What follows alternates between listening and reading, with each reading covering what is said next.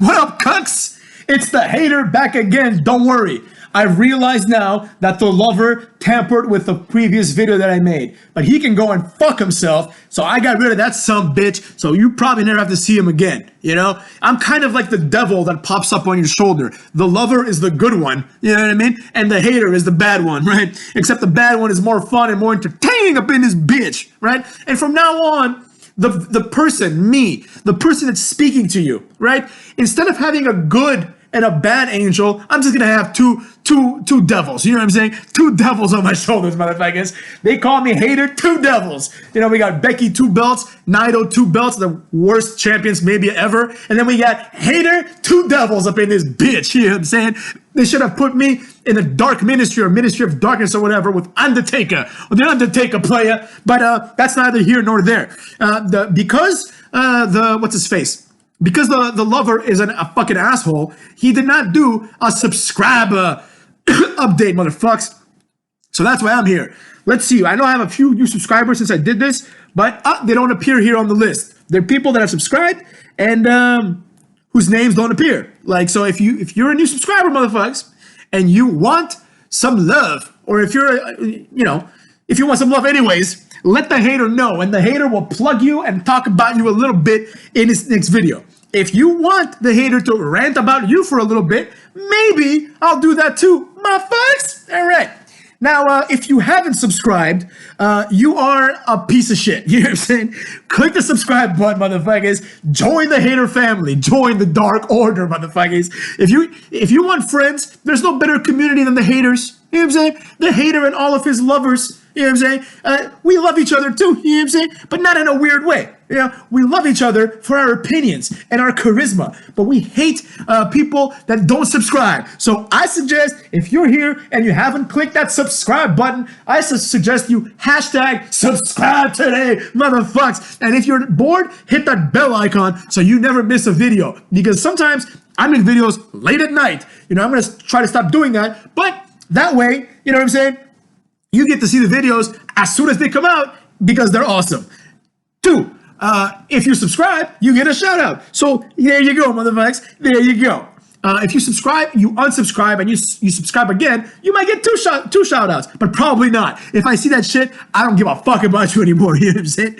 So anyways, jokes aside, guys, let's get to this video, right? Since the hater reboot of last month or whenever I did that, right? I'm gonna start talking about some things in a new context, right? So I made a video called 25 Reasons Why AEW Sucks. And this is the reboot version of that because things have changed and now there are more reasons why AEW sucks. So these lists have to keep improving with the times. So without further ado, let's get to the list, motherfucker. Reason 1 why AEW fucking sucks. Reason 1 is no stories, right? This is a common theme in a lot of wrestling organizations, but it is nowhere near as prevalent as it is in AEW, right?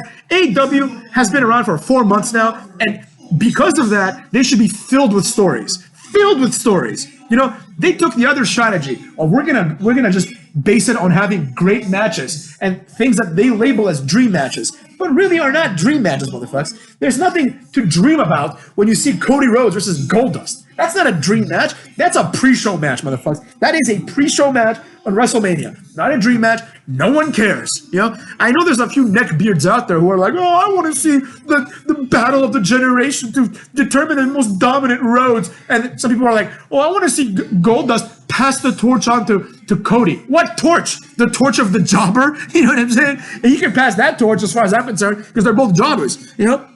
But aside from the fact that AEW has relied on making these like great wrestling matches and kind of going off the idea that basically, their company is just there to promote good matches and they don't have that many good matches to promote. But aside from that, they've done nothing in terms of stories. You know what I'm saying? But anyways, I digress, right?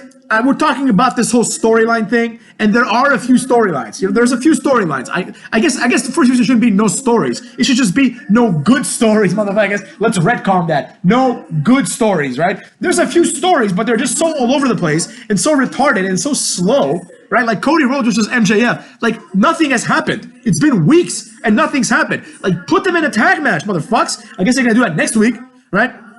Is Cody Rhodes even in that match?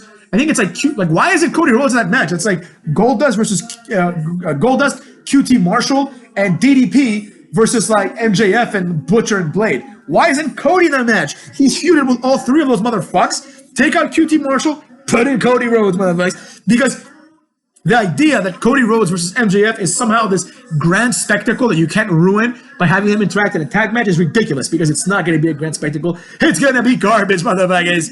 Anyways, reason number 2, no discernible characters. AEW has no discernible characters. They have 2 characters. They have irrelevant indie jobber loser, and they have dark guy. I'm going to call it just dark guy. That includes people like Evil Uno, fucking the guy who joined Brandy's group, Brandy and Awesome Kong, who else is dark and evil in this bitch? You get what I'm saying, right? There's a lot of that going on. Even like Pac, you can argue he's like a dark and evil guy, the bastard. But no discernible characters beyond that. Everyone else just acts different, you know what I mean? Like Sonny Kiss, like what's the character really? It's just a gay guy who shakes his ass like a girl, right? That's not a character. That's just weird, man. Like, I don't want to see that shit. You know, and I'm not even saying that because it's gay, because whatever, man. There's gay people out there. A lot of the neckbeards are like have crushes on the wrestlers. So whatever, man. If that's cool. If you want to do that, go ahead. But give me a character. Give me something, man. None of these people have character. Everyone is just an indie jobber. Like even Dean Ambrose. He's an indie jobber. You know, he left WWE, became an indie jobber, and now he's here where he's like, you know, a different guy supposedly, you know, but he isn't. He sucks. Anyways, reason number 3. No business logic, motherfuckers. This is a business point, right? As a business, AEW is failing completely, right? There's no way these people are making money. This is not a profitable company, motherfuckers. Absolutely not. With 1 million viewers, right? The fact that like TNT is giving them like whatever, like millions of dollars or whatever to put on these shows, TNT is not getting that money back in like ads. No way, motherfuckers. No fucking way. So there you have it, bitches. You know, that's what I gotta say about that. The business side of things is horrible. They're like, Tony Khan doesn't know what the fuck he's doing. He's exactly what we all thought he was gonna be. He's just a wrestling fan who thinks he understands wrestling, but he doesn't. You know, he thinks he's one of the wrestling fans that have gone astray. He thinks that wrestling is like Cody Rhodes cutting promos about how he loves his brother. You know, no, fam, I don't want to see that. That's been done already back in the other company that did it better. You understand what I'm saying? When they had the whole angle with Dusty Rhodes being like, give my sons a title shot, you know, family love, whatever, fuck it. Right? Reason number 4, bash at the beach, motherfuckers. Bash at the beach. This company is so unoriginal, because that's like one of the thing that bothers me the most about AEW and there honestly isn't a lot that bothers me. There's a lot that I don't like, but it doesn't bother me. Like, I don't like Chris Statlander, right? But that just doesn't bother me. Whatever, do what you want, bitch. You know? What bothers me though is the fact that that AEW is presented as this edgy, innovative, and more importantly, fresh company. What the fuck is fresh about DDP wrestling at Bash at the Beach? You tell me, motherfucks. I will sit here and I will wait in the comment section, and you tell me what's fresh about this garbage. Nothing is fresh about it. AEW is going down the drain, motherfucks. Reason number 5. Cucky Rhodes, motherfucks. Cucky Rhodes is his own reason. The fact that this asshole is in this company makes me sick to my stomach. This actually does bother me, because he understood that his limitations were what they were. In WWE, he was going to be a permanent jobber like his brother. In ROH and New Japan, he was going to be like maybe a mid-card type guy. They might give him the strap once in a while, but he wasn't going to be this huge star for 2 reasons. 1, he's not good enough, and 2, you cannot be a huge star in these companies. You know, don't let Dave Meltzer fool you. Okada is not a huge star. Okada is a fucking nobody. Nobody knows who the fuck Okada is. I dare anyone of these AEW nerds or New Japan nerds, go to the mall, go to the local mall and ask 100 people, show them a picture of Okada, and be like, who is this guy? None of them are going to know who he is. Not zero will know who he is. And most people are probably going to guess, oh, he's probably a Japanese gay porn character, because look at him. He's like this blonde guy with glittery things falling, and he's just like very effeminate, you know? So they're probably going to assume that. Nothing, this guy's not a star, right? So Cody Rhodes could never have been a star in these other companies. So what does he do? It's actually pretty smart. He builds his own company and makes himself the star of that. Except here's the problem, motherfucks. The powers that be in WWE were onto something. They didn't want to make Cody a star because he's not a star. And now he's going to drag this company down to hell, right? For a long, long time. Because he wants to be a star. I mean, maybe not a long time. Just until TNT says, get the fuck out of our network, have fun in Pop TV, motherfucks. You know, that's what's gonna happen. Number 6, reason number 6, nepotism, to have people like Brandon Cutler and Goldust in your company. Now, you can make an argument for Goldust because he can still go, and he is a recognizable name. But Goldust, like, he should be on the level of, like, Billy Gunn. You know? Like, Billy Gunn's in the company, doesn't get nearly as much screen time as Goldust, right? And Billy Gunn is arguably a better wrestler. You know what I mean? So, Billy Gunn isn't getting all that, but it is what it is, right? Goldust is getting it because he's Cody Rhodes' brother. Then we have Brandy Rhodes, another like person who doesn't know a thing about wrestling, who just finds herself there.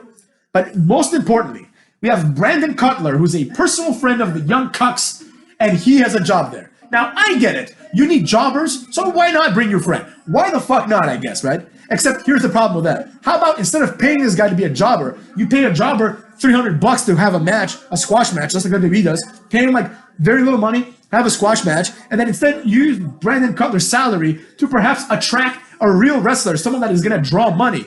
You know, since you have almost no one that can draw a penny, motherfuckers. That's the problem with this nepotism up in this bitch. Reason number 7, cucks. Kenny Omega fucking sucks.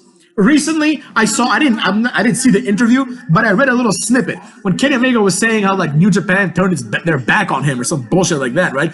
It was some weird, like it involved a video game, of course, right? He was gonna make some sort of video game promo, and like he did it, and they put it on Being the Elite or whatever, and New Japan was like, no, we're not gonna put this on TV because you're leaving, basically, right? And then afterwards, it went viral, and they wanted to put it on or some other bullshit like that. But long story short, Kenny Omega left that company high and dry, motherfuckers, high and dry. He was the guy that dropped the title, and it would have been nice to have him stick around a little bit so he can promote like the fact that even though he's not the champion, he's still there. You know, he cares. He didn't give a fuck. Young Bucks, same thing. They didn't give a shit. They just left. You know, Adam Page, a lot of these people that were there in like Bullet Club or whatever the fuck it was called at the time, they all left. And Kenny Omega, this guy has bought into his own hype. He really thinks he's one of the best wrestlers in the world. And I got news for you, pals. He's not. And you know how I know he's not? Because once you remove the hype of him being this like foreigner in New Japan, right? And having these quote unquote great matches in Japan, once you put him in this sumbitch, once you put him in AEW, you start to realize like, who the fuck cares about this guy? Does anyone look forward to the Kenny Omega match anymore? He's had like a million matches. Every week he has a match, wins some, loses some. What's so great about this guy? You know? So let's be real. That hype is dead, motherfuckers. This was not a good career move for Kenny Omega. Imagine, on the other hand, if Kenny Omega went to NXT. He would be like one of the hottest things in wrestling right now. Because the NXT smart beards, they'd be like gushing at the mouth and jizzing in their pants for Kenny Omega, or whatever the fuck his name would be. Probably like Kenneth Beta. He's called Kenneth Beta Male. You know what I'm saying? He sucks. Young Cucks, reason number 8. Young Cucks suck. I hate these guys. These guys are everything wrong with wrestling. They have pretty much killed kayfabe in this company and in other companies that they have been in, right? And this is something that is unforgivable. And their in-ring skills are not good enough to justify their inflated egos, right? I just watched highlights of some TNA event, right? Whatever, Impact Wrestling, whatever the fuck it's called. And I saw the Rascals, motherfuckers, the Rascals, which are like, I think, a jobber tag team in TNA, right? And these guys did everything the Young Bucks do. They did all that flippy shit. This is not unique anymore. You know, I remember back in the day when Jeff Hardy did the Swanton Bomb, people were like, holy shit, what a high-risk move, right? It's just a front flip. But people were losing their minds because there weren't that many people that did that kind of stuff. Like D'Lo Brown would do the lowdown, right? Which is like basically Leo Rush's frog splash now, right? People are like, oh, wow, that's cool, you know? Val Venus did like the money shot. Whoa, that's cool. Because a lot of people didn't do high-flying moves. Now everyone does, so it's not as impressive. Like, there's nothing that Young Bucks do that is like unique to them anymore. Nothing. I mean, I guess the Meltzer driver, but even that's like pretty much a tombstone motherfucker. So there you go. Reason number 9. The entire existence of AEW, in my opinion, exists not to make money, not to produce good wrestling, not to do anything, but just to promote the elite, to promote fucking, what's it called? Cucky Omega, Cucky Rhodes, and the Young Cucks. That's the entire purpose of this company, right? That's it. These people are so full of themselves that they just want to continue promoting themselves at the expense of other people's money, right? This will lead to shittier and shittier ratings, as you will soon see, number 1. 2, it will lead, unfortunately, to a higher stock for people like Kenny Omega and Young Bucks and Cucky Rhodes if and when they decide to go back to the big leagues, motherfuckers. Because I don't think that someone, like, definitely, like, take someone like Jericho. No way Jericho's finishing his career in AEW. Jericho is going to WWE again, motherfuckers. And I hope, honestly, just for his betrayal, that Vince has a job to, like, Ricochet or some bullshit. I hope Ricochet beats him with, like, the recoil, which is basically the code breaker. That'd be great. That'd be a fun thing to see, fucks. Anyways, reason number 10. Reason number 10. Their fans suck, motherfuckers. AEW fans are some of the worst fans ever, right? Their fans are the kind of people that if you don't like AEW, they will wish death upon you. Man, that is some fucked up shit. You know, I joke around on this channel a lot. You know, but I would never wish death on someone. I would never take wrestling seriously, first of all. I enjoy wrestling. You know, I look forward to things like WrestleMania. I even look forward to things like AEW sometimes. But I would never wish harm on someone because they don't have the same opinion as me. You know, I have some friends that are really, really big soccer fans, right? I like soccer myself, but these people are really big soccer fans. And one time, one of my friends, he's a big Barcelona fan. And he was like, man, I hope, like Real Madrid, I hope the whole team dies. I was like, haha, that's funny, dude. And he's like, no, I'm not kidding, man. I fucking hate those. Dude, you need to take a good look in the mirror because that's fucking insane. If you want a sports team to die in its entirety because they beat Barcelona, you're losing your fucking mind, you know? And that's kind of how AEW fans are, right? They really want people to fail and get hurt. Like at the last NBA championships or whatever, maybe in the semifinals or whatever, Kevin Durant got injured, and the place that I was at watching the game with my friends, everyone, I don't even like basketball. I don't even give a rat's ass about Kevin Durant, but everyone started clapping and cheering once Kevin Durant got injured. And I'm like, dude, that's a fucking human being, man. You know, I get it. You want the Raptors to win because you're like bandwagon retards, but that's a human being, man. You're cheering about a human being being in pain. That's not normal, you motherfucks. And AEW fans are worse than that because they wish death on people that don't like AEW, and they wish death on people like Vince McMahon. You know, a lot of times you hear these idiots go, oh, I can't wait till Vince dies. Like, fuck yourself. You can't wait till Vince dies. If Vince was given life to this entire medium that is professional wrestling, go fuck yourselves. Reason number 11, motherfuckers, a personal favorite of mine. AEW is a competitor. I fucking hate that statement. AEW is not a real competitor to WWE. I would even argue that in the long run, AEW won't be a competitor to TNA, motherfuckers. Right? TNA, for all the shit they get, they stayed afloat. You know? I will say AEW has signed, apparently, Brian Cage. Brian Cage is cool. I hope he becomes AEW champion. He deserves it. He's awesome. But knowing them, because he's a big guy, they'll probably have him like never wrestle like they did with Jack Swagger and Wardlow, which I don't care about either of them anymore. Or Luchasaurus. He's not like one match by himself. Anyways, I hate that reason. AEW's a competitor. They're not a competitor. They fucking suck. Next up, reason number 12. Creative control and freedom, motherfuckers. Creative control and freedom. This has got to be the biggest horseshit reason I've ever seen in my life, right? The sheer idea that there's creative control in AEW is ridiculous. And if it's true, then it's such garbage that there is no reason whatsoever for anyone to care that people have creative control. What creative control? What creative control, motherfuckers? Name one thing that any AEW wrestler has done that shows off their creativity. What have they done? As a matter of fact, name one thing that's original. You know, it's like you can be creative and unoriginal, I guess, in some ways. You know, like you can repeat something and do it a little bit better, right? But AEW has neither creativity or originality. I literally cannot think of one thing. Unfortunately, the only thing that might have, like there might be something there, is Orange Cassidy. And we all know that that's like the fucking worst thing, the cancer of professional wrestling. Orange Cassidy, motherfuckers. Orange Cassidy. So, there you have it. Nothing about that creative control or any of that bullshit up in this. You know what I mean? Reason number 13. Their women's division sucks ass. It sucks completely. The only person there that's worth enjoying is Awesome Kong. Everyone else is just a complete cookie cutter nobody, right? They have like 3 or 4 Japanese broads who haven't cut a promo, haven't said a word in their entire careers in AEW. And then the rest of them aren't much better neither, right? Like, who the fuck cares about Shayna or Big Swole? Like, what's the difference between Big Swole and Shayna? What's the difference, man? They don't wrestle any differently as far as I can tell. They don't have different gimmicks. They don't have any gimmicks at all. So what the fuck? Why would I care about Big Swole or Shayna? Or even Britt Baker? Oh, she's a doctor. No, she's not. She just fucking says that shit and doesn't do anything that's doctor-like. So that's what I gotta say about that. The women's division is complete garbage. Reason number 14, motherfuckers. Dark Order and Nightmare Collective is the same exact thing. This shows, and I think proves beyond a shadow of a doubt, that no one there who is a writer or whatever the fuck they do, they probably just roll a ball and see where it lands, and then that's how they come up with storylines. And I guess it landed in the same place twice, motherfucks, because whoever's in charge of creating storylines has created, probably unknowingly to themselves because they're a retard, the same exact storyline with the same exact stable. Dark Order, same shit as Nightmare Collective. Here's why, motherfucks. I mean, aside from all the glaringly obvious similarities, think about this, right? Matt Hardy is a rumored, I don't think it's going to happen, and I hope it doesn't, but it's rumored that Matt Hardy will join AEW and will be revealed as the leader of the Dark Order.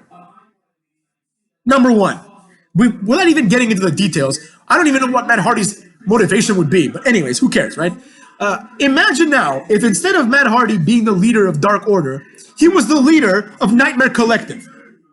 Wouldn't it fit the exact same way? Hell, imagine if Jamie Noble was the leader of Dark Order, and then Jamie Noble was the leader of Nightmare Collective. Would it make a difference? Not at all. Because the same person that would lead something like Nightmare Collective is the same thing as the person that would lead Dark Order, right? At this point, we see that Brandy Rhodes, motherfuckers, and Evil Uno are the leaders of their respective stables. And they are the same thing. They want people to join them, and they want people to not feel left out. That's why that retard Luther came out. He was acting all weird, and Brandy's like patting his head. It's the same exact thing, dude. It's the same fucking thing as whatever, the John Silver and the other guy joining Dark Order. They have no friends, they suck, now they have an opportunity. Woohoo, you know what I'm saying? Who cares? Reason number 15, motherfuckers, 15. Their wrestlers debut in weird and dumb ways. Every debut that AEW has had has been complete garbage. Let's start from the top, motherfuckers. Jack Swagger, he debuts, people are like, oh my god, it's Jack Swagger. Does nothing. Thus far, he's done fuck all, right? I guess maybe Dean Ambrose, I wouldn't consider him debuting in AEW. He debuted at like whatever, All In or Double or Nothing. He debuted at the pay-per-view, so it doesn't really count. But like people that debuted after the show started, Jack Swagger did fucking nothing. Wardlow got a vignette and then did nothing. Luther from the Dark Order, from whatever, Nightmare Collective. See, I confused them, right? Luther, he debuted, did nothing, motherfucks. Did zero. He didn't even interfere well enough in the match with like those broads, right? Nothing at all. Who else? Tully Blanchard has done absolutely nothing to suggest that he's a good manager. Sean Spears keeps losing and doesn't show up on TV, right? He sucks too. And Tully Blanchard sucks ass, motherfuckers. Who else? Who else has debuted? Let's see. I know I'm missing someone relatively important here. So we got Wardlow, Jack Swagger. I'm missing someone. I'm missing someone who debuted and has done fucking nothing. Oh, Butcher and Blade. That's right, motherfuckers. Butcher and Blade. They debuted and have done nothing. All they've done is lose and have absolutely no storylines and no character development. They're just two dudes who refuse to be bald, basically. That's their only gimmick. And Blade wears a mask. And they hang out with someone named Bunny. Inexplicably so. So, there you go. Their wrestlers debut in horrible and dumb ways, and no one gives a fuck about any of them. Number 16. There has yet to be one title change in AEW, motherfuckers. You got 3 belts. You've been around for 4 months. It's time for a title change. And at the early stages of a new promotion, title changes are important because it serves to legitimize more than one individual or team, right? If Statlander were to beat Riho, right? Now you have Statlander as champ, motherfucks, and you have Riho as a former champ. You can start saying things like, oh, Riho is a former AEW women's champ, right? That's important because it shows that this person has been to the top once. Look at like UFC, for example. People like Anderson Silva, who are way past their prime, still draw a lot of money because he's a former champion. This logic escapes these people, which goes back to reason 3, no business logic whatsoever. Right? Next up, We got reason 17, motherfuckers. Cody Rhodes hates Vince and pretends there ain't a war. Vince doesn't give a rat's ass about this, as Triple H said, about this pissant company. No one cares, motherfuckers. No one cares. Next up, reason number 18. Dave Meltzer likes them, and Dave Meltzer sucks, motherfuckers. Dave Meltzer is such a fucking mark. He keeps giving praise to this company who has done nothing. He doesn't talk about the clear flaws in front of us, like the lack of storylines, the lack of build, and the stupid-ass ranking system. These are things that need to be addressed immediately. The ranking system, like last week, AEW released their first rankings of the year, and it's completely arbitrary because it's like 2 wrestlers that are 1-0, and the other 3 in the top 5 are 0-0. So what the fuck? Why are they ranked so high? There should be no ranking unless there's a clear ranking, motherfuckers. And the rankings shouldn't be released every week. It should be clear what the rankings are. Whoever has the highest wins is number 1, motherfuckers. Whoever has the lowest wins is number last. But they don't do this. They have this hybrid, weird ranking system where the wins and losses seem to be weighed, right? So if you win against QT Marshall, no one gives a rat's ass. But if you lose against Jericho, that might be considered a better thing, right? At this rate, someone like Eric Rowan, he's in the last 3 months, he's been 20-0, right? All he's done is beat jobbers, right? So he should be right there for a title shot, according to AEW. You know what I'm saying? That's how stupid this company is. Anyways, I lost my voice there, motherfuckers. Anyways, reason number 19, motherfuckers. Cody Rhodes versus Goldust was not a 5-star match. It was not a 5-star match because it is a bullshit feud. Cody was playing the heel, and Dusty Rhodes was like, I have one more run in me. And Cody's like, it's time to retire, man. And then afterwards, they're friends again. And Dave Meltzer thought this was a great match. I watched this match with my girlfriend. She was like, I don't like this match. And I was actually kind of enjoying it. Because there was blood and there was a hardcore element to it. But it definitely was. I'm not going to say it was a bad match, but it wasn't a 5-star match. But my girlfriend, who's a completely casual, non-wrestling watcher, she's like, I don't like this. This is too slow. Now, let's compare this. Back in the day, I was with my mom, and we're going to watch something. She's like, what do you want to watch? I'm like, Mom, let's watch some wrestling. She's like, no, I hate wrestling, right? Wrestling's stupid. So I'm like, all right, Mom, let me show you this match, Kurt Angle versus Shawn Michaels, right? My mom knows enough about wrestling because I've made her watch matches here and there by begging her to watch with me because I'm hoping that she understands why I like wrestling, basically, right? And she saw the Shawn Michaels Kurt Angle match, which starts off slow, and I'm like, it's going to get good, Mom. She's like, this is stupid, right? But eventually she started appreciating the drama behind Shawn Michaels not tapping out. She started I'm not gonna say she liked it, but she appreciated it. Now she would never appreciate Cody Rhodes versus Goldust. No, fam. Nobody appreciates that shit except for fucking marks like Dave Meltzer and the other Brian Alvarez guy who looks like a cuck. Anyways, reason 20.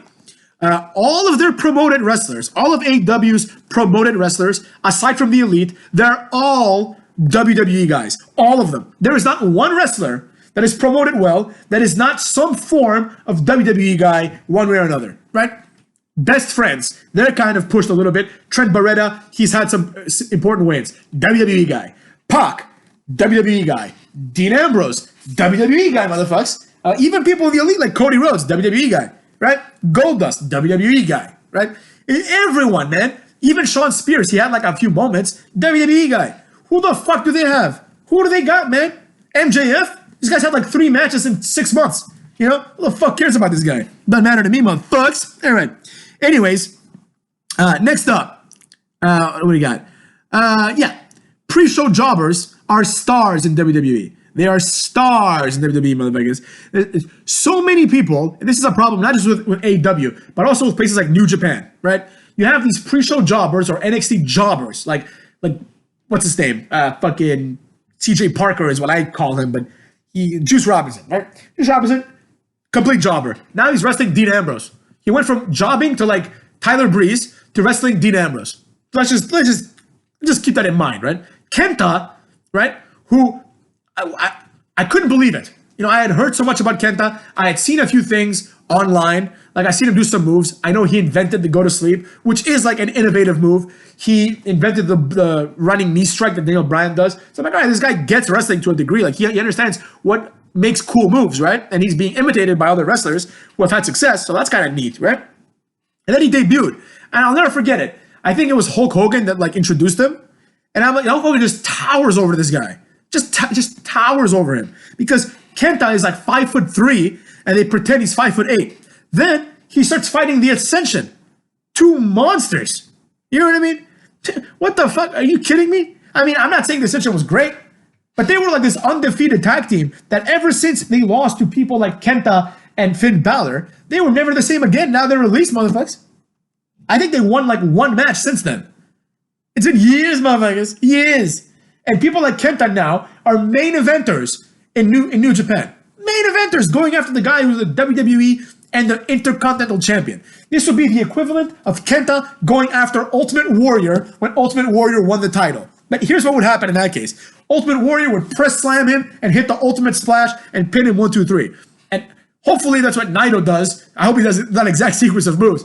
But Kenta, I mean, this guy, like, I saw him, he sucked. He kept botching moves. He had a shitty moveset in NXT. He started doing the go to sleep. No one cared, right? He started doing like, he did the Daniel Bryan knee a couple of times. No one gave a rat's ass once again, right? This guy just sucked. And then he got injured 7,000 times. Then he got released, man. And I'll never forget it.